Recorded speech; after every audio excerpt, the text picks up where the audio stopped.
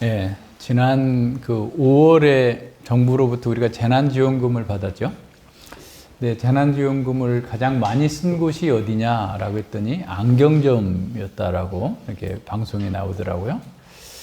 예, 그러니까 많은 사람들이 그냥 안경은 있는데 눈에 안 맞음에도 불구하고 좀 불편해도 이렇게 참고 쓰다가 갑자기 공돈처럼 정부에서 돈을 주니까 의미 있는 데 쓰자. 그래서 이제 안경을 많이 바꿨다. 그래서 그 안경 산 사람들이 상당히 많았어요. 물론 저도 그 무렵에 바꾸긴 했는데, 그러나 재난지원금은 아니었고, 안경을 안 써본 사람들은 안경 쓰는 사람들의 불편함을 정말 이해 못 합니다. 무겁기도 하고요.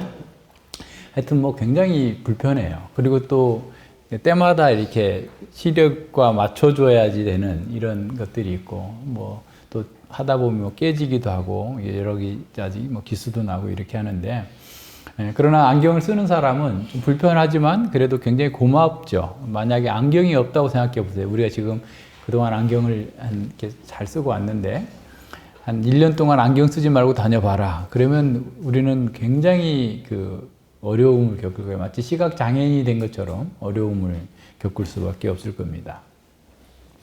그래서 동네마다 보면 왜 이렇게 안경점이 많은가? 안경점이 왜 이렇게 많이 생기는가? 어떻게 먹고 사나? 이렇게 생각을 해도 이게 사람들이 안경을 쓰는 사람들이 많고 안경이 우리의 생활 필수품이기 때문에 그렇게 하는 거죠. 그래서 오늘날에는 뭔가를 잘 봐야 된다라고 하는 것에 대해서 굉장히 어떻게 보면 크게 발전을 하죠. 그래서 보는 도구들, 현미경, 전자현미경, 그래서 혈액 내에 어떤 요소가 있는지, 또 우리의 무슨 분비물에 코로나 바이러스가 있는지 없는지 뭐 등등의 아주 세밀한, 우리 눈으로는 전혀 볼 수도 없는 바이러스와 같은 것들도 이런 거 찾아서 보고, 또 우리 눈에 보이지 않는 그런 우주 공간을 보기 위해서 천체 만원경을 또 만들어서 천문대에서 보고, 그러니까 뭔가 보는 것에 대해서 우리는 너무나 관심이 많은 겁니다. 그래서 뭐 의료 장비 같은 경우도 이런 뭐 MRI도 있고 엑스레이도 있고 수많은 장비들을 통해서 도대체 뇌가 어떤 상태에 있는가, 간에 지방간이 있나 없나 뭐 등등의 이런 것들을 촬영해서 보아야만 하는 것들이 굉장히 많죠. 예, 정말 잘 봐야만 우리는 안전하게 살 수 있다라고 하는 것을 사람들이 가지고 있는 공통된 인식인 것 같아요. 그런데 이 몸을 진단하는 수많은 검사 장비, 또 우리 주변과 생활을 또 우주까지 내다보는 수많은 그 볼 수 있는 장비들을 만들어내는 것과 비교해서 사람의 마음과 영혼을 보는 장비들은 너무나 부족하거나 없는 것 같아요. 그래서 열 길 물속은 알아도 한 길 사람 속은 모른다라는 말은 과거나 지금이나 여전히 진리입니다. 만약 그 사람의 마음을 볼 수 있다면 세상 문제의 반은 아마 해결될 거예요. 그러니까 거짓말 탐지기까지 만들어 놨지만 그것도 또 속여서 넘어가는 사람들도 있고 하니까 어쨌든 이 사람들의 마음과 영혼을 볼 수만 있다면 얼마나 좋겠어요. 그래서 어떤 사람을 보려면 그 사람의 외모나 학력이나 경력이나 이거 가지고는 사실 그 사람을 아는 게 아니에요. 그 사람을 아는 건 뭔지 아세요? 그 사람의 마음을 아는 거예요. 그래서 그 사람의 마음을 알기 전까지는 우리는 그 사람을 알았다고 할 수 없어요. 그러니까 10년 동안 같이 생활을 했는데 그 사람 마음을 몰라. 3년이 넘도록 한 교회에서 같이 지냈어도 그 사람이 마음을 열지 않으면 그 사람 마음을 몰라요. 이게 어떻게 보면 인생의 신비입니다. 먼지 같은, 진흙 같은 이런 인생이지만 그 마음들을 열지 않으면 그 마음을 알 수 없는 것입니다. 오늘날에는 부부간에도 마음을 서로 닫고 살아가지고 이 아내가 무슨 생각하고 있는지 남편이 무슨 생각하고 있는지 몰라가지고 또 거기서도 엄청난 갈등과 문제가 생기는 거죠. 교회에서도 마찬가지입니다. 교회에서도 자기 마음을 여는, 흉금을 터놓는 그런 대화가 아니라 그냥 정치 얘기하고 경제 얘기하고 중국 얘기하고 미국 대선 얘기하고 스포츠 얘기하고 영화 얘기하고 여행 얘기하고 이런 어떤 가십과 같은 얘기만 하면 물론 그게 잘못된 건 아니에요. 할 수는 있어요. 그런데 그게 어떻게 되냐면 자기 마음을 감추는 방식으로 나타나게 돼요. 그래서 문제가 되는 겁니다. 그럼 성도의 교통과 교제가 이루어지지 않아요. 마음을 열지 않았기 때문에. 그래서 제가 전에도 늘 얘기하지만 이분이 언제 자기 마음을 열까를 살피는 거예요. 근데 3년 반 동안 있었는데도 그런 내용들을 한 번도 들어본 적이 없다. 그럼 이 사람은 믿을 수 없는 사람이구나 라는 전제가 있는 거예요. 실제로 믿을 수 없잖아요. 그게 인간이에요. 이거 인간이 가지고 있는 신비입니다. 왜 그렇게 되냐면 그 사람이 성령 안에서 하나님께 마음이 열렸으면 사람들에게도 열어요. 근데 하나님과의 관계가 막혔기 때문에 사람과의 관계에서 마음을 못 여는 거예요. 이게 두려운 거거든요. 근데 모든 하나님의 말씀은 그 목표가 마음에 있어요. 그렇잖아요. 사무엘에게도 야, 엘리압이 너무 멋지게 잘생겼어.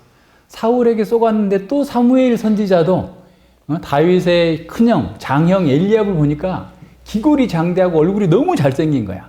야, 하나님께서 이새의 집에 보낸 것은 얘를 기름 부어서 이스라엘 왕이 되게 하려는 거구나 하면서 했더니 하나님께서 야, 너 또 속냐? 너는 사람은 외모로 보지만 나는 중심을 본다 하면서 다 7 아들을 다 넘겨봤는데 없는 거예요. 또 다른 아들이 있냐? 물을 때 정도까지 나오는. 근데 이새가 볼 때 다윗은 전혀 선지자를 만날 자격도 없는 아이예요. 우리 지금 형제들 가서 같이 지금 선지자 오셔가지고 지금 식사해야 되는데 너는 그동안에 양이나 지키고 있어. 하면서 아예 제외시켜 놓은 그 사람을 하나님께서는 마음에 합한 자, 그 마음을 보시고 부르신 거예요. 그러니까 하나님은 우리의 마음에 어떻게 보면 타켓을 두고 관역을 삼아서 말씀의 화살을 던지고 있어요. 근데 마음을 열지 못하게 되면 이 하나님 나라와 하나님과의 교제할 수 있는 복을 누리지 못하게 되는 겁니다. 이게 가장 큰 안타까운 거죠. 그래서 우리 마음을 열려면 하나님께 먼저 마음을 열어야 돼요. 하나님은 계속 야, 마음 좀 열어라. 내가 너를 위해서 이렇게 찾아왔지 않느냐. 너를 위해서 사도 바울도 그러잖아요. 고린도 교회가 바울에 대해서 오해해가지고 마음의 문을 닫았어. 마음 좀 열어라. 내가 이렇게까지 말하는데 네 마음 닫고 있으면 어떡하겠냐 하면서 마음을 열어라. 계속 얘기하시는 거예요. 자, 그러니까 하나님을 뵙지 못하면 아주 미세한 현미경으로 우리 혈액에 뭐가 있는지 알고 뭐 다 안다 할지라도 우주를 다 넘게 본다 할지라도 어쨌든 자신에 대해서나 세상에 대해서나 인생과 역사에 대해서 소경으로 살 수밖에 없어요.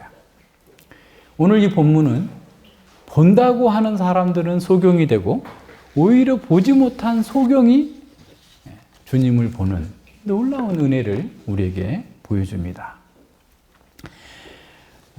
보지 못했던 사람이 하나님의 아들 예수 그리스도를 알아보고 그냥 알아보기만 한 게 아니에요. 또 수많은 장애물이 있는데 그 장애물 속에서도 굴하지 않고 예수님께 구원을 요청하고 하나님 나라에 참여하는 아주 놀라운 은혜의 장면이 여기 나와 있습니다.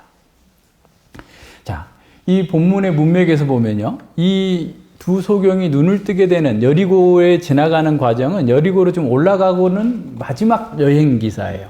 여리고에서 예루살렘까지는 한 25km 정도의 거리죠. 그러니까 조금 뭐 하루 종일 이렇게 가지는 하루 종일 정도는 될 수도 있겠네요. 약간 이제 여리고가 아마 해발 한 200-300m 된다면 그 예루살렘 한 800m까지 가니까 약간 산길로 쭉 이제 올라가는 이제 이런 그 여리고에서 지나가는 그 상황에서 보여주는 마지막 상황입니다.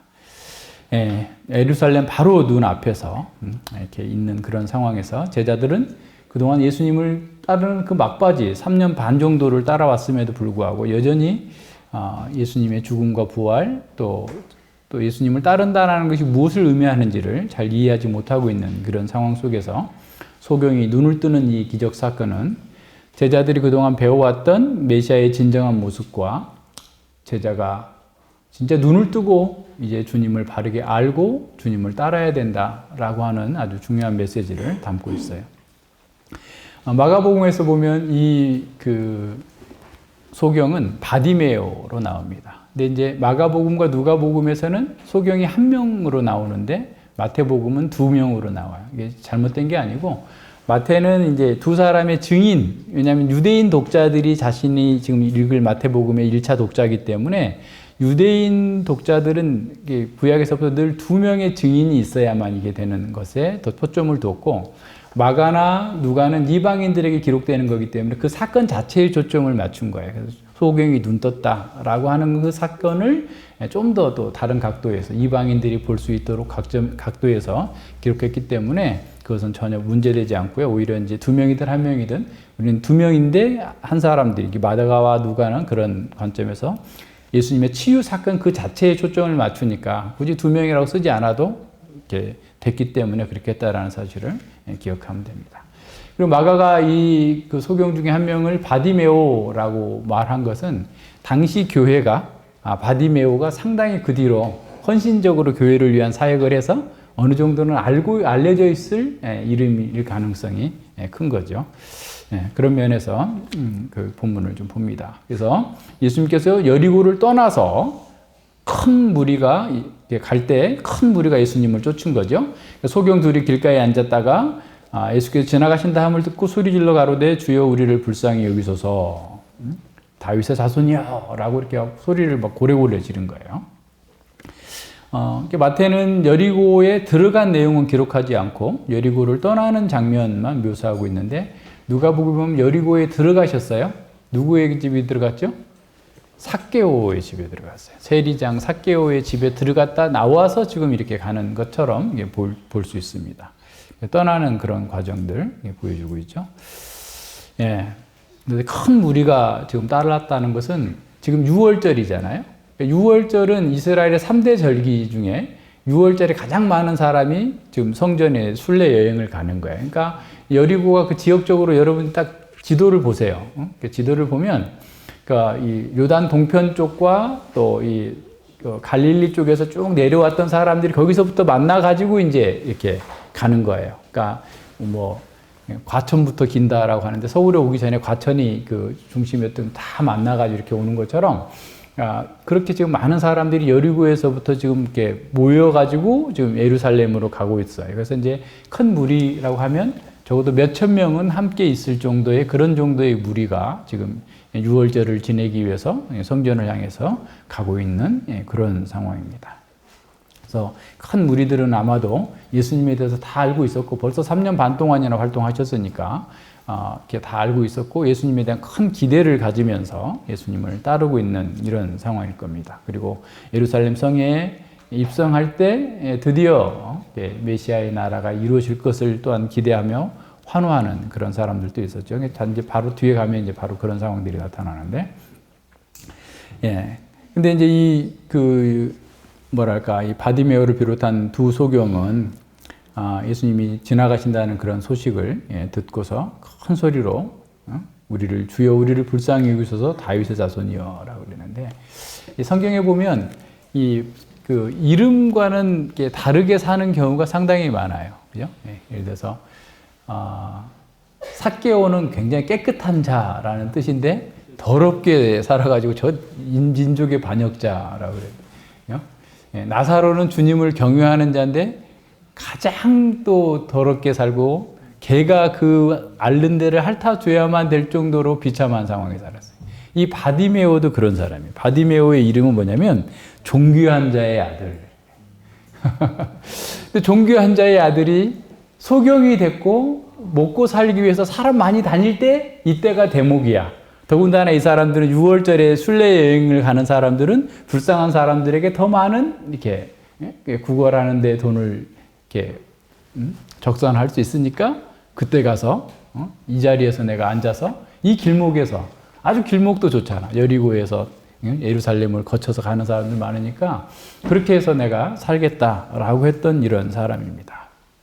가장 비참한 사람인데 존귀한 자의 아들인데 예수님을 믿고 나서 진짜 존귀한 자의 아들이 된 거죠. 여러분 이름도 바뀌잖아요. 그죠? 예수님 믿기 전에는 어땠는데 믿고 나니까 하나님의 아들, 그리스도인으로 이름이 바뀌는 거예요. 근데 중요한 것은 이 바디메오와 또 한 소경은 예수님의 표적을 보지도 못했을 거예요. 예수님을 따라다니면서 어떤 가르침을 받기 위해서 다닐 수도 없었어요.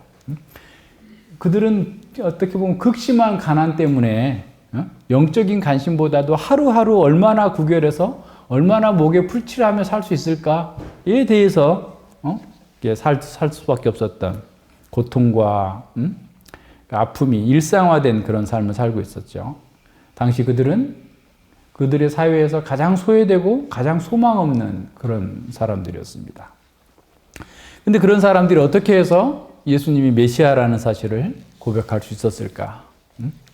더군다나 당시의 사람들이 기대하는 것과는 전혀 다른 예수님의 행보 때문에 사람들은 예수님에 대해서 의구심을 갖고 계속해서 엉뚱한 질문을 하면서 배척하고 있는 이런 상황 속에서 어떻게 그들이 메시아의 호칭인 다윗의 자손이여 라고 부를 수 있었을까?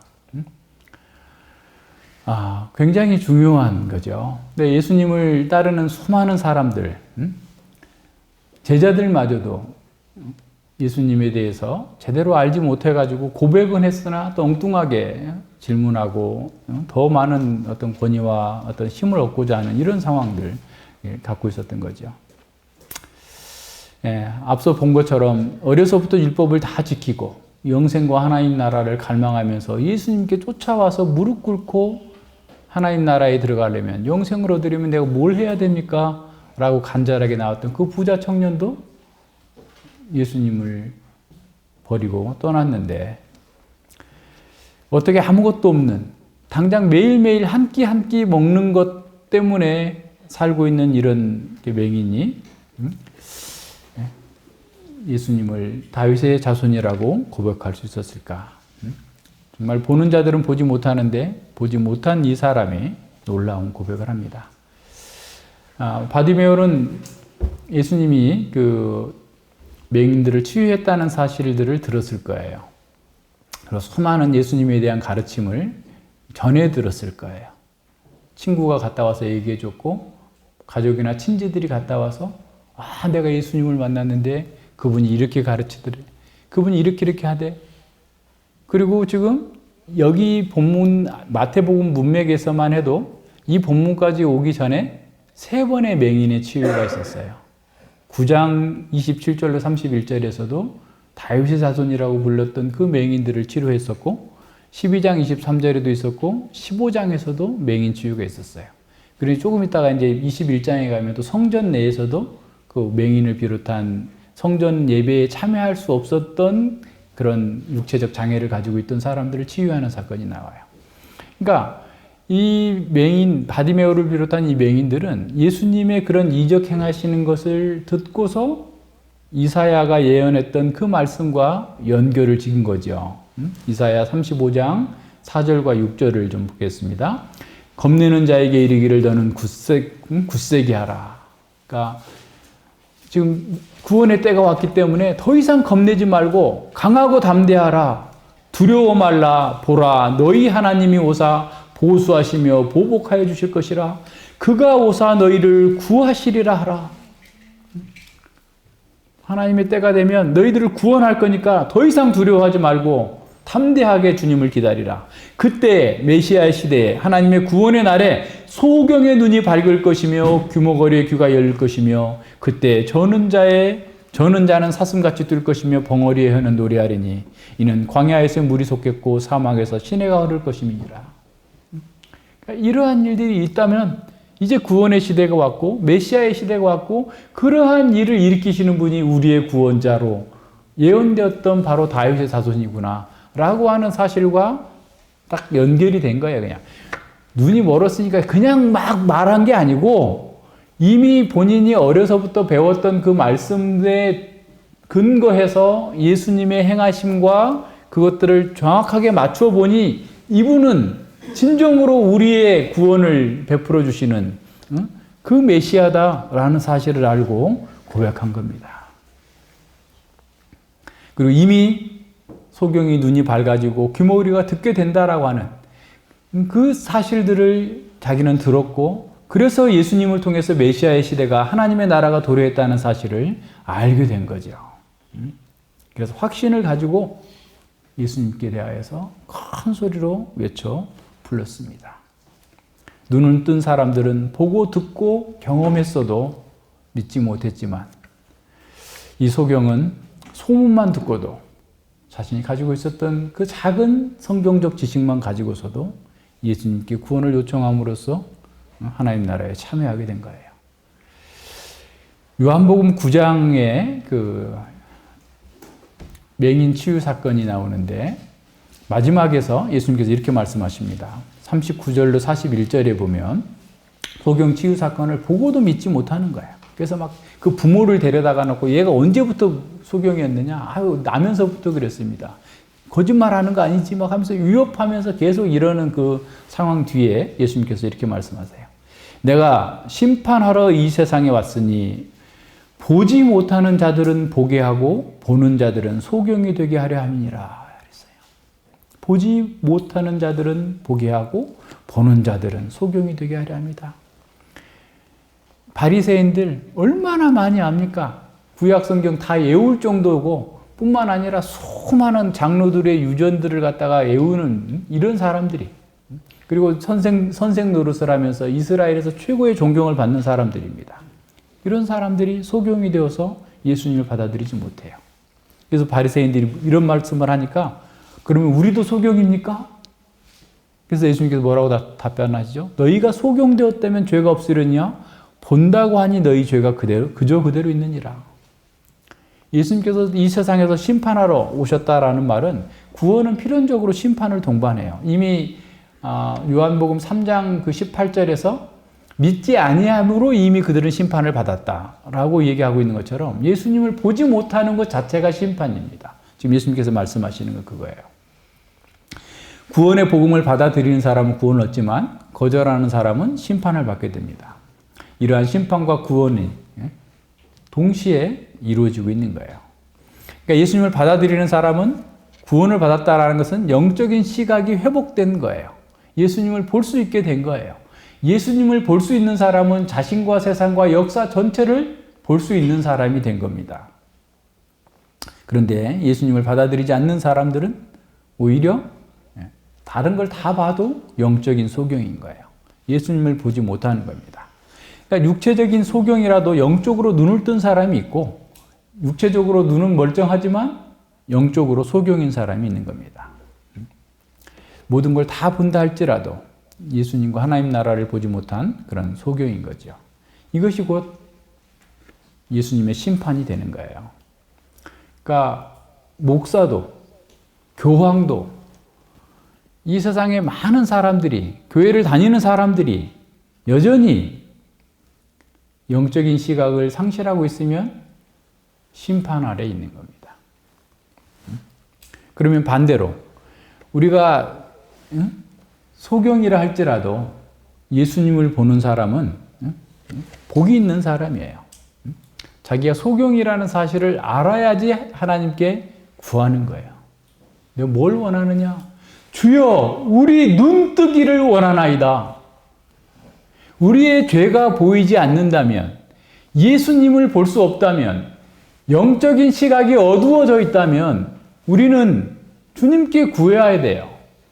주여, 불쌍히 여겨 주시옵소서. 너희가 뭘 원하느냐? 주여, 우리 눈뜨기를 원하나이다.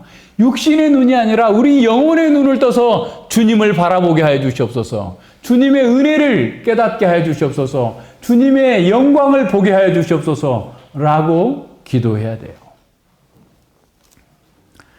예레미야 5장 21절에도 보면 이 눈뜬 사람들한테 이렇게 말씀합니다. 우준하여 지각이 없으며, 다 똑똑하다는데 그 사람들은 우준하다는 거예요.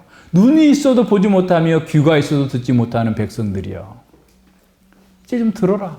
듣고 눈을 뜨고 귀를 열고 지각을 가지고 주께서 왜 이렇게 말씀하시는지를 생각해보고 따르라 라고 말씀하시는 거예요. 바리새인들은 자신들이 모든 것을 볼 수 있다고 생각했습니다. 그러나 그들의 죄는 여전히 남아있게 돼요.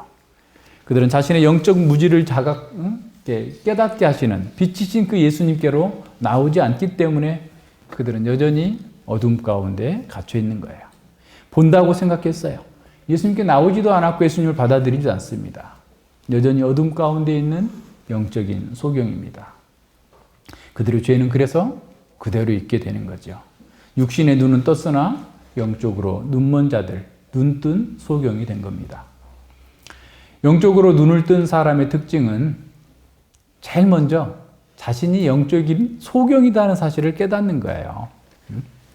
자신의 영적인 가난과 무지를 깨닫고 심령이 가난해지는 거고, 그래서 애통하는 자가 되고 전적으로 예수님의 은혜에 자신을 맡기는 사람입니다. 그런 사람만이 예수님 안에서 눈을 뜨고 하나님 나라의 영광에 참여합니다. 그러나 자신이 본다고 생각하면서 자신의 관점에서 예수님을 배격하거나 예수님께 대해서 논단하는 사람들은 자신의 영적인 무지와 어둠을 깨닫지 못합니다. 그들이 예수님께서 가져온 그 하나님 나라를 보지 못하는 것 그 자체가 여전히 심판 아래 있다는 사실을, 그 자체가 심판이라는 사실을 기억해야 됩니다. 두 소경이 주여 우리를 불쌍히 여기소서 다윗의 자손이여 라고 외치는 것을 들었어요. 근데 무리들이 너희들 어떻게 알았니? 하면서 막 그들을 높이는 게 아니라 조용히 해! 잠잠하라! 아주 강력하게 그들을 막아서고 있어요. 세상에 이렇게 비참하고 이렇게 고통 가운데 있는 울부짖는 그 소외된 사람들의 간절한 기도를 무리가, 다수가 힘으로 막고 억제하고 저지하고 있어요. 놀라운 일 아닙니까? 그들 또한 그래 맞아 이분이 다윗의 자손이야. 그래 너희들은 어떻게 알았니? 이분이 어떻게 하면 다윗의 자손인지를 알 수 있니? 라고 묻는 게 아니라 잠잠하라. 조용히 좀 해. 계속 그러면 가만히 두지 않을 거야. 라고 하는 위협적인 상황이 벌어진 거예요. 왜 이렇게 무리들은 이 두 소경의 그 간절한 부르짖음을 막으려고 했을까요? 두세 가지로 생각해 볼 수 있습니다. 첫 번째는 이 소경들이 예수님께 구걸하려고 한다 라고 생각했을 수 있을 거예요. 예수님처럼 위대한 분에게 큰 일을 위해서 지금 예루살렘에 가고 있는데 이 하찮은 것들이 자꾸 길을 막고 예수님을 멈추게 하다니 말도 안 되는 소리야 라고 하면서 예수님의 시간과 예수님의 에너지를 저런 사람들에게 낭비해서는 안 돼! 라고 막으면서 그 구걸하는 소경들을 내쫓아버리려고 하면서 침묵을 강요했을 수 있어요. 두 번째는 제가 보기엔 이게 더 큰 의미일 수도 있어요. 이 무리들입니다. 군중들이에요. 수천 명이 되는 군중들이에요. 적어도. 소경들이 고백하는 믿음을 받아들일 수 없었기 때문이었을 거예요.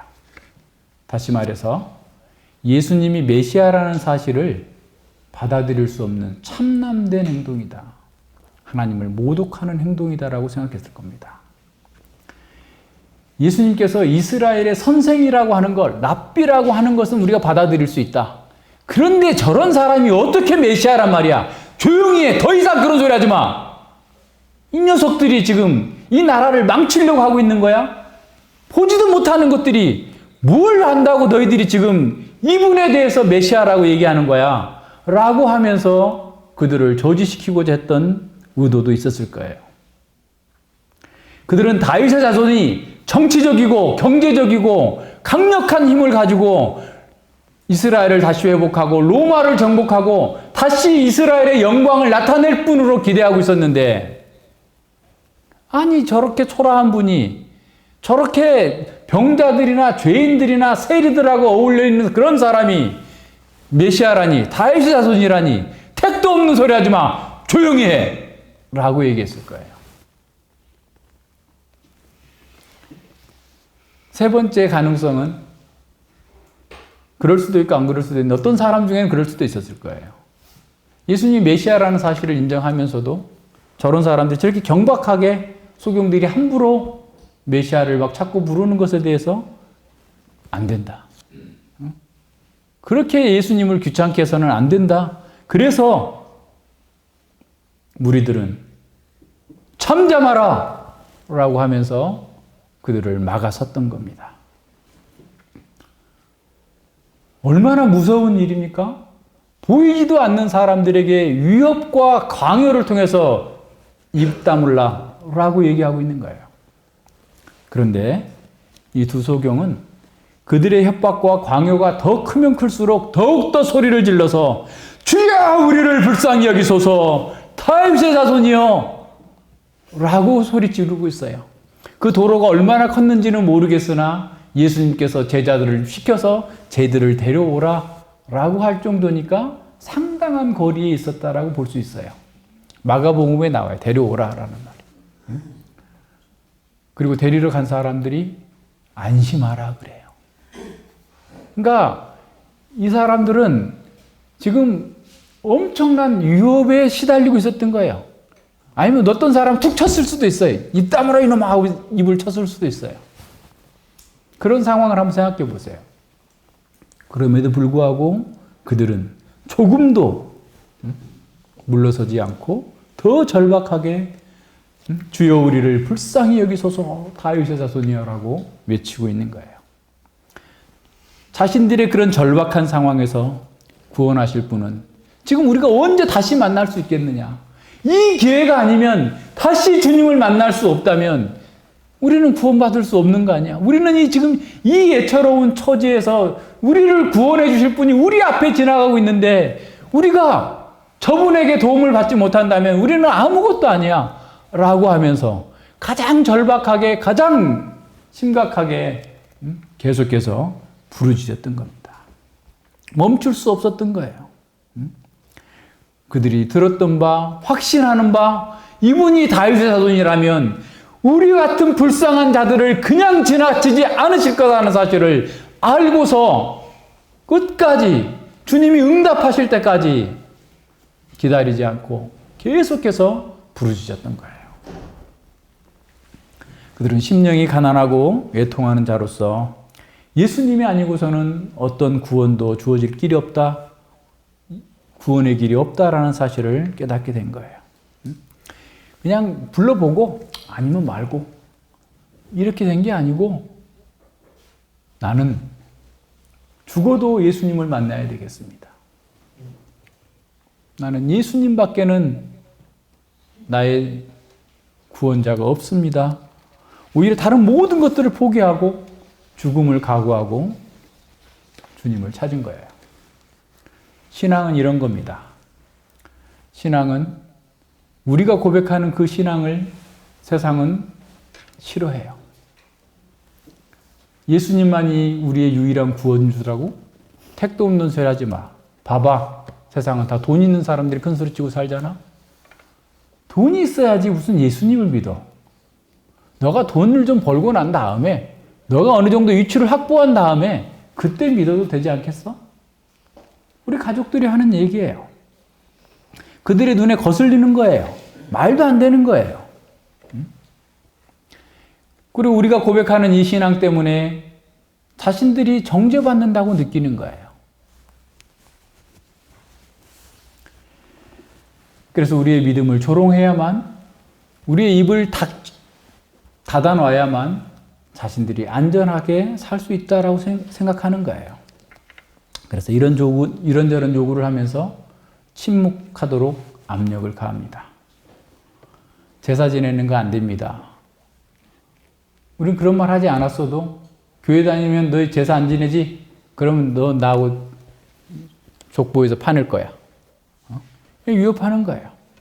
우리의 고백. 자기들이 원하는 대로 다 바꿔서 하기를 바라는 거예요. 침묵하도록 하는 거예요. 그러나 참된 믿음은 온 세상이 반대해도 자기 안에 있는 그 기쁨과 주님의 은혜를 찬양하지 않을 수 없어요. 아타나시우스 신경 우리가 알잖아요. 아타나시우스가 계속해서 고난을 당하고 핍박을 당하고 광야에 가서 평생을 살 정도로 고통을 당합니다. 소수였어요. 정말 교회 사는 우리에게 큰 용기를 줍니다. 그 소수였고 아리우스파가 다 다수였어요. 모든 교회의 중요한 자리는 아리우스파들이 다 장악하고 있어요. 그들이 심판합니다. 신문합니다. 너 온 세상이 너를 대적하고 있는 거 모르느냐? 그렇다면 나는 온 세상을 대적하노라. 누가 한 소리예요? 아타나시우스가 한 소리예요. 삼위일체 하나님을 부정하면서 온갖 거짓된 이단 사설을 가지고 있는 다수의 교권주의자들 앞에서 세상이 나를 대적한다면 내가 세상을 대적하노라. 우리의 믿음은 이런 거예요. 세상이 우리 보고 잠잠하라, 그런 소리 하지 마라 라고 했을지라도 탐대하게 우리가 가지고 있는 이 진리를, 이 주님을 선포하지 않고는 견딜 수 없는 그런 신앙인 거예요. 두소경은 어떤 압력과 반대에도 굴하지 않았습니다. 오히려 더 크게 주여 우리를 불쌍히 여기소서 다윗의 자손이여 라고 외치고 있는 거예요. 그들의 믿음은 반대에 부딪히고 장애물을 만났기 때문에 약해지거나 물러서지 않았습니다. 오히려 더 큰 확신 가운데에서 더 간절하게 주님을 향해서 부르짖었어요.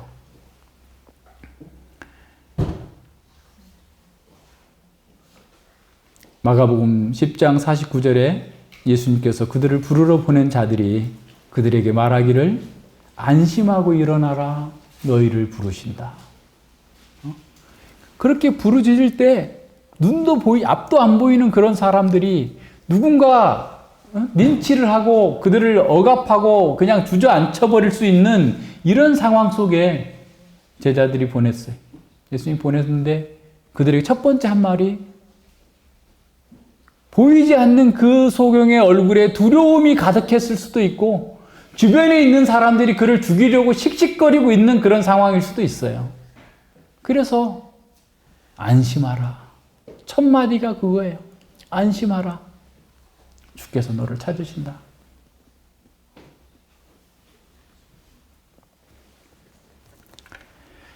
그들은 앞을 보지 못했어요.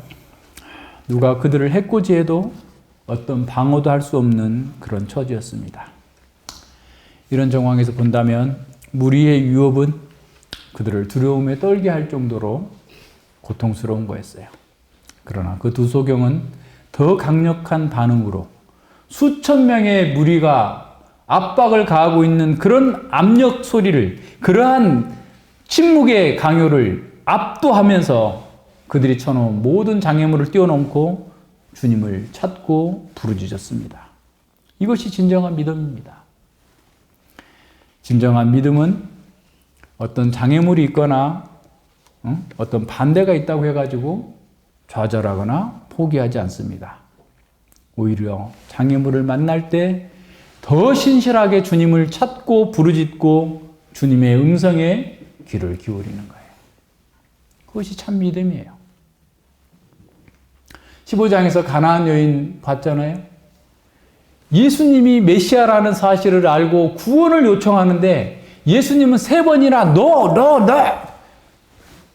그의 가장 아픈 데까지 다 쑤셔대면서 거절해 버리시는 거예요. 아이, 자존심 상해. 이스라엘의 선생이 그래도 뭐라도 줄 줄 알았더니 저렇게 나를 짓밟아 버린단 말이야? 내 자식이 흉악히 지금 귀신 들어서 죽을 똥 살 똥 하는데 불쌍하지도 않나? 하고 애끼 난 갈 거야 라고 했다면 그 사람 믿음 없는 거예요. 그런데 주여, 개들도 주인의 상에서 떨어지는 부스러기를 먹나이다. 제가 이방인에서 구원받을 수 없다면, 저는 개 같은 사람이라면, 개반도 못한 존재라 할지라도 주님께서만 나에게 부스러기를 주실 수 있는, 은혜를 주실 수 있는 분입니다 라고 나간 거예요. 진정한 믿음이에요.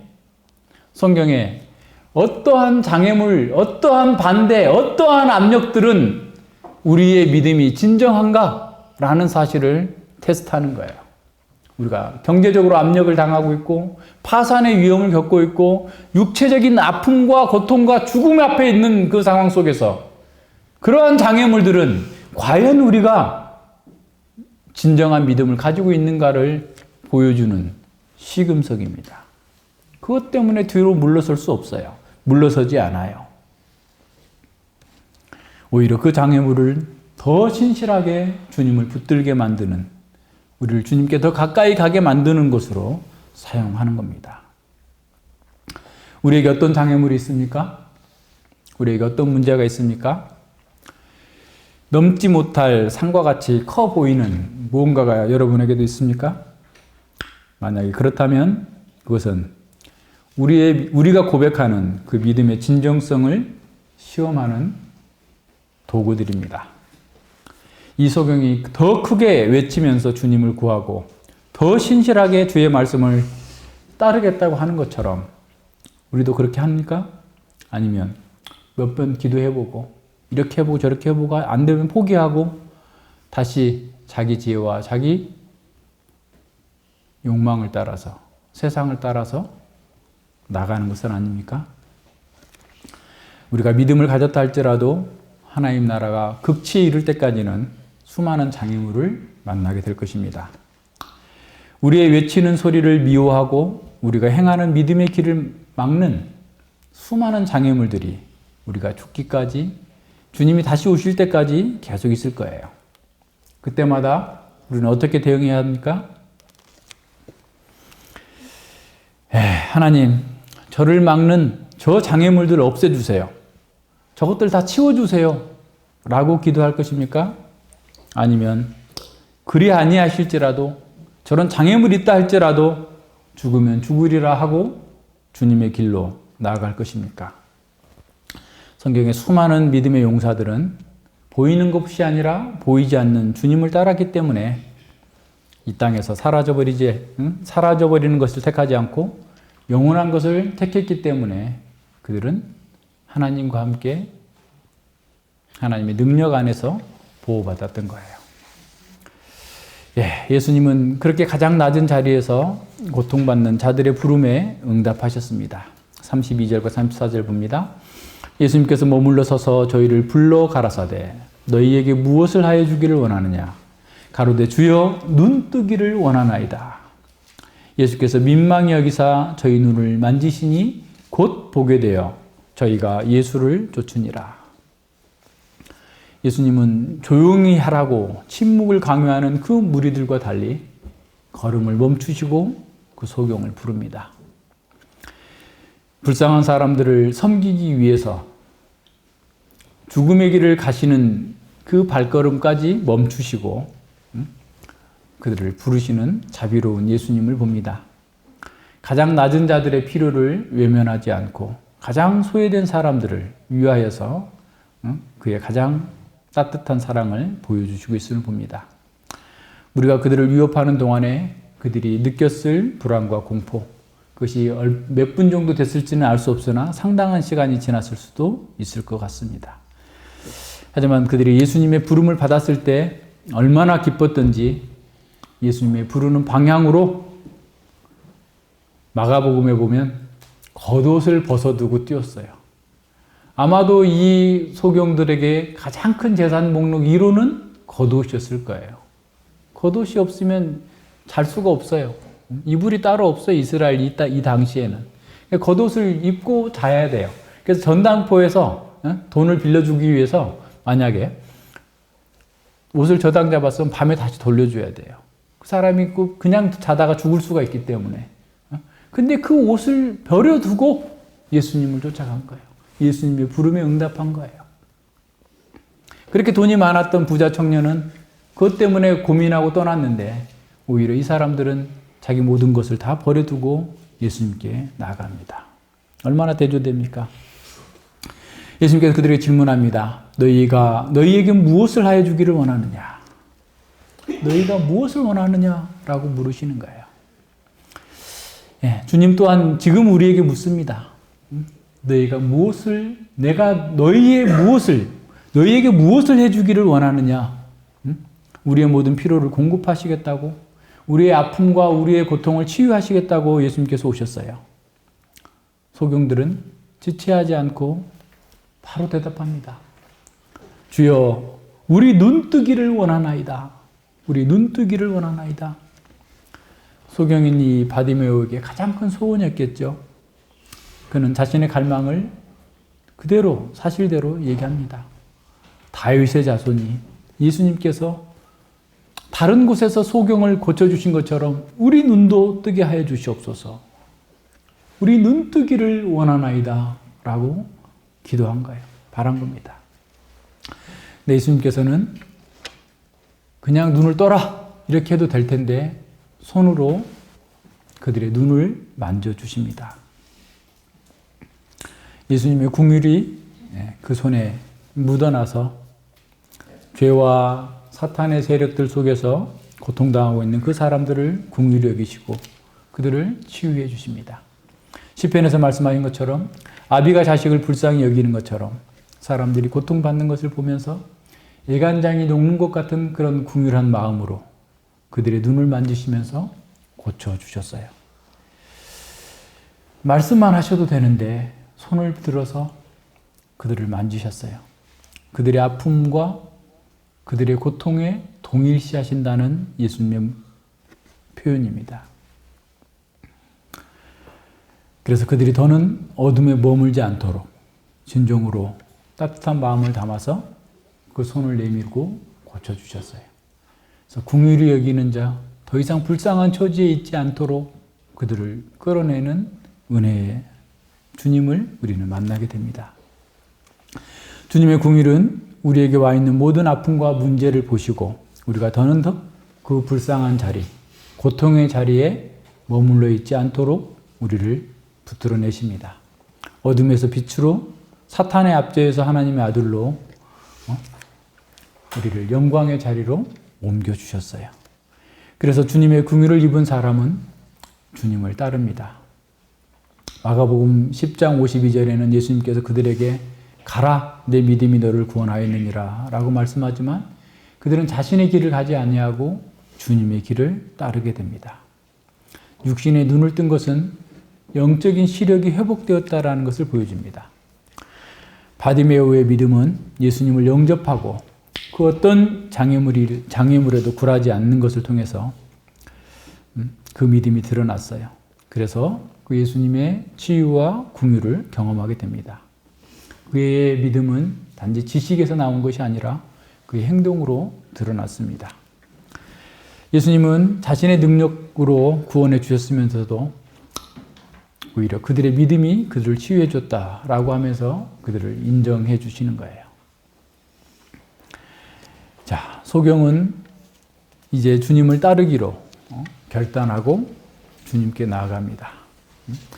공관복음서의 문맥에서 길과 따른다라는 말은 제자도를 가리키는 말이에요. 예수님의 제자가 되어서 예수님을 따른다라는 겁니다.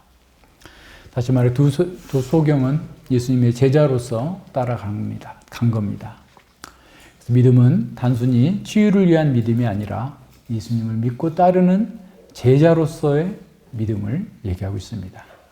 마태는 이 눈이라는 말을 이 소경들이 말할 때 주여 보기를 원하나이다 라고 했을 때 그 눈 뜨기를 원하나이다 라고 했을 때 그 눈일 때는 일반적으로 이 육신의 윤, 오프달모스라는 그런 헬라어를 썼는데 예수님께서 그 손으로 눈을 만지셨다 할 때 그 눈은 옴마라는 단어를 썼어요.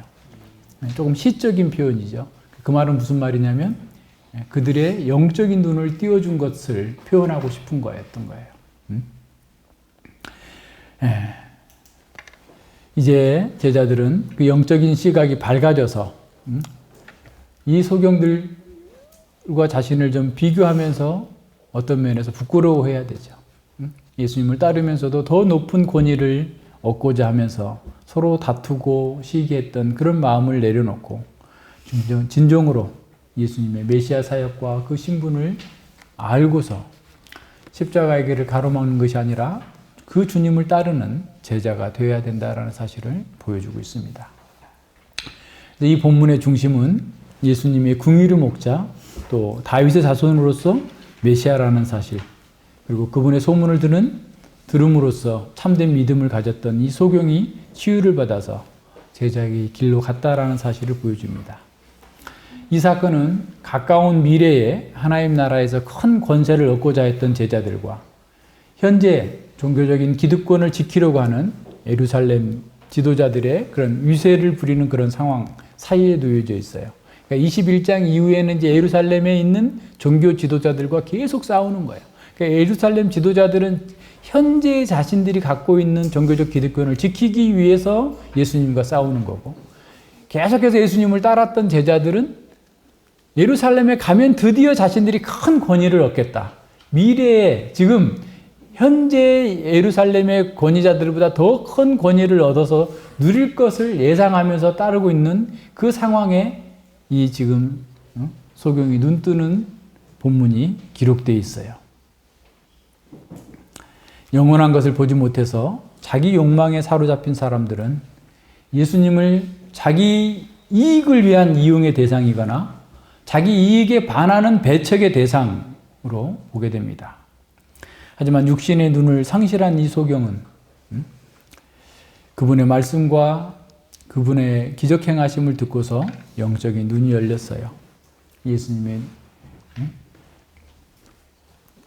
메시아이신 것과 영원한 하나님 나라를 볼 수 있었던 겁니다. 예수님은 죄로 인해 눈먼 자들을 긍휼히 여기시고 볼 수 있는 자가 되게 하셨습니다. 예수님은 따뜻한 손길로 부정한 우리의 눈을 만져주시고 우리 또한 영적인 것을 보게 해주셨습니다. 그래서 영적인 시력을 회복한 성도들은 하나님의 시각으로 사람과 상황과 문제들을 볼 수 있습니다. 우리 앞에는 바디메오를 비롯한 구름처럼 둘러싼 허다한 증인들이 있어요. 영적인 것을 보고 눈에 보이는 것이 아니라 눈에 보이지 않는 하나님의 말씀을 따라간 이 허다한 증인들이 우리에게 있습니다. 우리만 고난을 겪는 것이 아닙니다. 모든 성도가 수많은 장애물을 만났고 말할 수 없는 고난을 겪으면서도 믿음을 지켰습니다. 우리가 주님을 따라갈 때 당하는 고난은 이상한 것이 아닙니다. 오히려 지극히 정상적인 것입니다. 우리가 겪는 고통은 하나님의 계획이 실패였거나 하나님께서 우리를 버리셨다는 증거가 아닙니다. 오히려 제자로서 우리가 겪는 고통은 우리가 하나님의 가족이고 하나님 나라의 군대라는 표지입니다. 우리는 주님을 따르고 그분을 전하며 증거하기 위해서 고통을 당합니다. 하지만 우리는 고통을 겪으면서 주님의 긍휼을 더 깊이 맛보면서 체험하게 됩니다. 우리는 고난 속에서 영적인 분별력이 더 성장해서 영안이 더 밝아지고 하나님의 사람으로 온전케 되어집니다. 따라서 우리도 부르짖어야 돼요. 주여, 우리 눈뜨기를 원하나이다. 그걸 볼 수 있게 해주시옵소서라고 기도해야 돼요. 우리는 고통 속에서 더 깊이 볼 수 있도록 영적인 시각이 열립니다. 중요한 것은 우리의 삶의 여정과 우리의 이야기는 예수 그리스도의 구속사 안에 있는 거대 담론에 포함되어 있다라는 거예요. 이걸 볼 수 있어야 돼요. 우리의 고난은 단지 우리의 고난으로 끝나는 게 아니에요. 우리의 개인적으로 그치는 것이 아니라 예수님께서 이루어 가시는 이 구속의 큰 이야기에 담긴 소단락이에요. 우리 얘기가, 우리의 고통이, 우리의 삶의 여정이 이제 주님 안에 있고 주님이 우리 안에 있기 때문에 우리는 그 소단락에 있어요. 그래서 눈을 크게 뜨고 이것을 볼 수 있게 해달라고 기도해야 됩니다. 주여, 우리 눈뜨기를 원하나이다. 주여, 우리의 눈뜨기를 원하나이다. 나만 당하는 고난이 아니라, 나에게만 있는 문제가 아니라 주님께서 당하신 길, 주님의 백성들이 다 같이 당하고 있는 길, 구속의 완성에 이를 때까지 계속해서 우리의 자녀들이 또한 감당해야 될 그런 고난을 통해서 주님의 역사가 이루어져 갈 것을 볼 수 있는 눈을 열어주시옵소서. 눈뜨기를 원하나이다 라고 기도해야 됩니다. 그래서 우리의 모든 삶의 여정과 중심에 예수 그리스도가 있어야 돼요. 그리스도가 없으면 이 길을 잃어버린 겁니다. 따라서 이 두 소경의 이야기처럼 우리의 삶의 이야기 또한 우리에 대한 것이라기보다 그분에 대한 것을 더 많이 담고 있어야 돼요. 내가 이렇게 했어, 내가 뭐 했어가 아니라 주께서 이렇게 해주셨어요. 주께서 은혜 베풀어서 주께서 은혜 주셔서 제가 이런 자리에 이런 모습으로 이렇게 살게 됐어요. 내 얘기가 아니라 주님의 얘기가 될 수 있도록 우리의 삶의 중심에 그리스도가 계셔야 돼요. 이런 점에서 우리의 고통과 우리의 실패조차도 큰 틀에서 보면 주님의 영광에 기여하고 있어요. 우리가 주님을 더욱더 닮아갈 수 있는 기회가 되는 거예요. 그래서 우리의 고통 속에서 우리는 이 고통이 나에게만 속한 것이 아니라 주님께 속한 것이다라고 하는 사실을 봐야 돼요. 주여, 우리 눈뜨기를 원하나이다.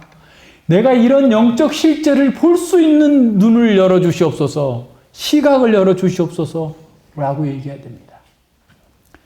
저도 마찬가지고 우리는 고통 가운데 있을 때 너무너무 자신에게 집중합니다. 자신에게 매몰돼 버려요. 시야가 좁아져요. 극도로 좁아져요. 그래서 구속사의 전체의 그림을 보지 못하고 그냥 나만 이렇게 고난을 당한다. 나만 왜 이렇게 힘들지? 라고 생각할 때가 있어요. 그렇게 되면 우리는 구속사의 그 원대한 길에서, 그 본류에서 떠나서 다른 곳에서 헤매게 됩니다. 우리가 고난에 대응하는 가장 효과적인 방법은 그리스도를 중심에 두는 거예요. 그리스도 안에서, 그리스도를 통해서 그리스도와 함께 이 고난을 당하고 있고 고난을 이겨낼 수 있다는 사실을 기억해야 됩니다. 그러면 우리의 실망과 두려움도 다 구원자이신 주님께 속해 있음을 보게 됩니다. 이어서 주님은 궁일이 가득 담긴 손으로 우리의 영적인 눈을 열어서 영원한 관점을 가질 수 있도록, 영원한 관점으로 현재를 바라볼 수 있도록 해주실 것입니다. 우리가 눈을 들어서 긍휼히 여기시는 주님을 볼 수 있다면 우리의 고난은 아주 작은 일이라는 것을 알게 될 거예요. 주님의 긍휼은 우리의 마음을 바꾸고 그래서 우리의 삶을 역동적으로 만들어 갑니다. 오늘도 같은 사건, 같은 현상을 보지만 그것을 깨닫는, 그 의미를 깨닫지 못하는 사람들이 많습니다. 우리 역시 마찬가지죠. 그렇다면 왜 사람들은 같은 상황을 보고 같은 사건을 경험하면서도 그 본질을 볼 수 없는 것일까? 몇 가지만 정리해 보겠습니다. 첫 번째는 사탄의 영향입니다. 사탄이 사람들의 눈을 어둡게 만드는 거예요. 그리고 그 죄의 기만적인 성격 때문에 그렇습니다. 죄는 하나님이 아니라 자신에게, 자아에게 집중하게 함으로써 우리의 마음과 시각을 어둡게 합니다. 잘 기억해야 돼요. 죄는 자기에게 집중하게 해요. 그래서 우리의 마음, 우리의 영적인 시각을 어둡게 만듭니다. 사탄의 전략은 우리가 잘 아는 것처럼 세상의 영광과 자기의 정욕을 추구하는 거예요. 그러니까 사단의 괴계를 알지 못하는 바가 아니로다 라고 얘기할 정도로 사단의 괴계를 잘 알고 있어야 돼요. 자, 제자들도 자기 연민에 빠지도록 계속해서 영적인 시야를 좁히는 그런 장애물들을 사탄은 계속해서 갖다 놔요. 사탄의 미혹과 죄가 완전히 제거되는 그날까지, 하나님 나라의 극치가 이르는 그날까지 우리는 모든 것을 완전히 볼 수 없어요. 사단이라고 하는 이게 계속 우리를 달라붙어서 우리의 시각을 가리기 때문에 그래요. 우리가 하루에도 몇 번씩 안경을 닦잖아요. 그죠? 그래서 아예 주머니에다 넣어가지고 다니, 안경 닦는 거를. 예? 그런 것처럼 우리가 계속해서 이 사단의 방해와 우리의 육신의 정욕으로 인해서 영적인 시각이 자꾸 흐려져요. 그래서 자꾸 자기 쪽으로 방향을 틀다 보니까 잘못된 선택을 하게 되는 거예요. 그래서 우리는 죄와 사탄에 미혹되지 않도록 늘 깨어 있어야 돼요. 깨어 있으면서 주여 우리 눈뜨기를 원하나이다 라고 기도하면서 모든 실상을 잘 볼 수 있게 해달라고 기도해야 됩니다. 두 번째는 우리가 기존의 세계관과 기존의 경험을 통해서 보기 때문에 실상을 잘 파악하지 못합니다. 자기 경험을 해석하는 해석의 유일한 기준으로 삼는 사람들은 새로운 경험을 하든지 무슨 일을 하든지 간에 그래 그거 봐 옛날에 그랬었는데 또 그러잖아. 중국 사람이 이런 사람이야 해놓고 이 사람 또 그러네. 와 중국 사람 다 그래. 근데 내가 중국 사람 14억 15억 인구에서 내가 만난 사람 몇 명이야 도대체. 중국의 그리스도인이 5천만 명에서 최대 1억 되는데 그 중에서 우리가 몇 명 만났다고 다 그렇대. 그렇게 하면 안 된다는 거예요. 우리의 경험과 우리의 세계관은 늘 한계가 있음을 인정하고 정말 영적인 시각으로 바라볼 수 있어야 돼요. 그래서 우리는 자신의 영적인 무지와 죄로 물든 욕망과 잘못된 세계관을 인식하지 못하고 자신의 경험과 세계관을 근거로 새로운 상황을 해석하려고 하기 때문에 본질을 보지 못하는 거예요. 실제를 보지 못하는 거예요. 자, 그런데요. 우리가 실패하는 것보다 성공한 것 때문에 영적인 시각을 상실하는 원인이 돼요. 내가 해봤더니 그렇게 되더만 너도 그렇게 해봐. 내가 했으니까 됐잖아. 바리새인들 보세요.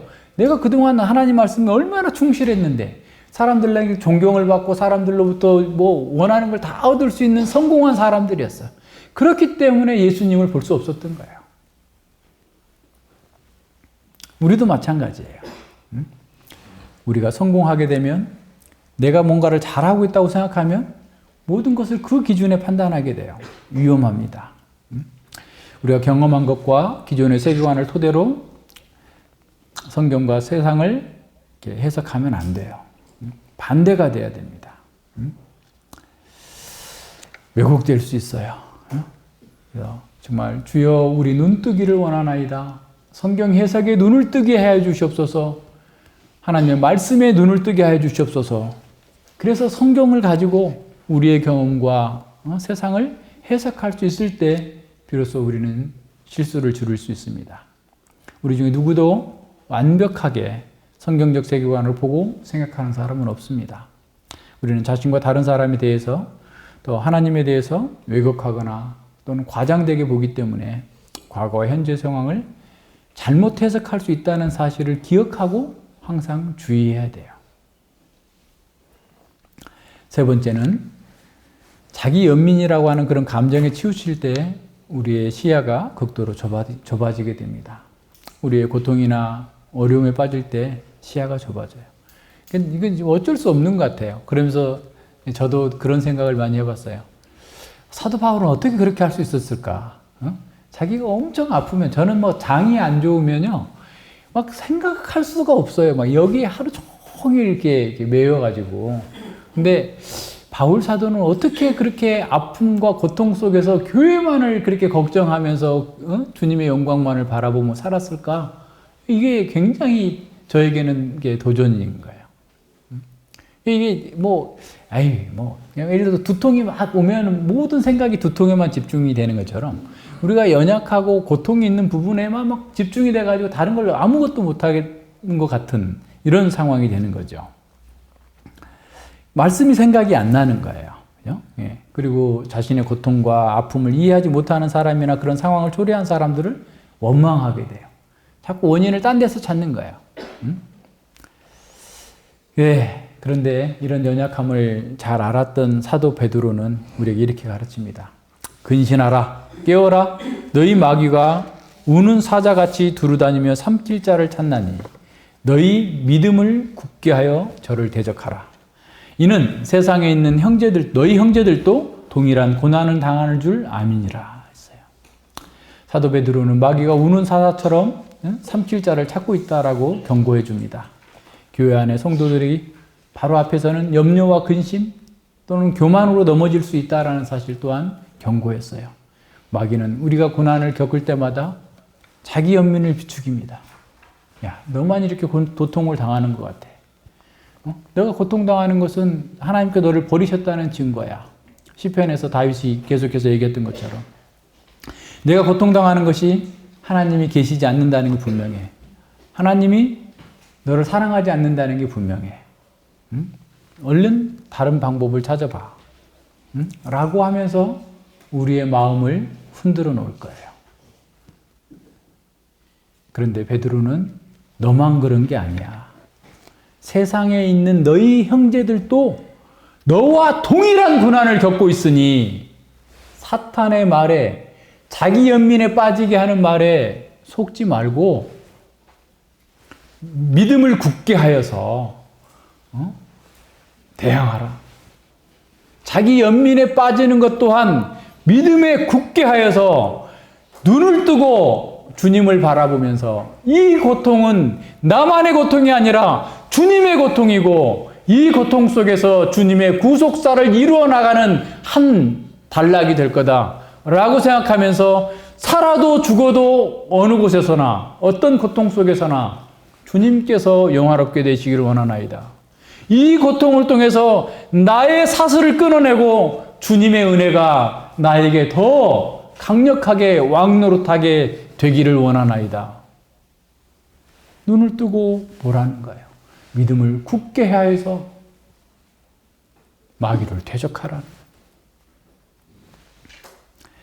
궁일이 풍성하신 주님은 우리에게 생명을 주셨고 영적인 분별력을 줬어요. 우리 눈을 뜨게 해주셨어요. 우리에게 새 생명과 그에 속한 능력과 그것을 따라 살고자 하는 갈망을 주셨어요. 그리고 그것을 삶에서 실천할 수 있는 영적인 시각을 우리에게 주셨습니다. 성령 하나님은 계속해서 우리의 눈을 밝게 해주셔서 우리 안에 있는 죄들을 박멸시키시고 우리 속에 있는 모든 어두움을 꺼내놓고 그걸 버리게 하시고 우리가 주님을 따라갈 수 있도록 만들어 주십니다. 마음이 청결한 자는 복이 있나니 저희가 하나님을 볼 것이요. 공의로 여김을 받았어요. 우리는 그런 사람은 마음이 청결해져서 주님을 뵙습니다. 성도는 보이는 것이 아니라 보이지 않는 것을, 보이지 않는 그 주님을 바라보면서 주님이 여기 계신 것처럼 참고 인내하면서 주님의 길을 가는 사람들입니다. 키에르케고르는 이렇게 기도했어요. 주여, 가치 없는 것들에게는 약한 시력을 주시고 주의 진리에 대해서는 명확히 보는 시력을 주옵소서. 이것이 우리의 기도가 되고 주여, 우리 눈뜨기를 원하나이다가 우리의 삶 모든 영역에서 우리의 성공을 바라볼 때도 주님의 눈으로 바라보고 우리의 고통을 바라볼 때도 주님의 눈으로 바라보고 우리의 형제를 바라볼 때도 주님의 눈으로 바라보고 교회를 바라볼 때도 주님의 눈으로 바라보는 사람, 그 사람이 진정으로 하나님의 백성이고 복 있는 사람입니다. 기도하겠습니다. 하나님 아버지, 감사를 드립니다. 저희들이 보는 것처럼 생각했으나 보지 못했던 이 하나님 나라의 영광, 예수 그리스도의 구원자 되심, 그리스도의 십자가가 우리 마음에 밝히 보여 알게 된 것은 우리의 노력이나 우리의 지혜 때문이 아니라 하나님께서 베풀어 주신 무한하신 긍휼과 자비와 은혜 때문임을 알고 찬양과 영광을 돌려드립니다. 아버지 하나님, 우리 앞에 밝히 드러난 이 영적인 진리를 우리가 어떻게 부인하고 어떻게 자기 욕망을 따라 살며 세상을 따라 살 수 있을지 참으로 딜레마와 같은 그런 상황에 있지만 사단이 우리의 눈을 어둡게 하고 우리의 정욕이 우리의 마음을 어둡게 하여서 구속사 전체에 이루어지는 그 하나님 나라의 영광과 그 진보를 보지 못하게 하는 수많은 장애물들이 우리에게 있음을 보았습니다. 우리의 문제, 다른 것이 아니라 우리가 주님을 바라보지 못하고 주님께 우리의 것을 맡기지 못하고 우리의 삶과 사나 죽으나 우리가 주의 것이라는 사실을 기억하지 못하고 사는 것이 다시 영적인 소경이 되는 것이고 다시 어둠과 질고에 떨어지는 일이라는 사실을 기억합니다. 아버지 하나님, 저희들에게 은혜를 더하여 주셔서 우리가 고난 중에 있을지라도 그 고난을 통해서 더욱더 눈이 밝아져서 주님을 더욱더 의지하고 주님께만 우리의 모든 것들을 아뢰고 주님의 능력 안에서 승리할 수 있도록 더욱더 믿음을 굳게 하여 주시고 저희 눈을 밝게 하여 주시옵소서. 감사드리며 예수님 이름으로 기도드리옵나이다. 아멘.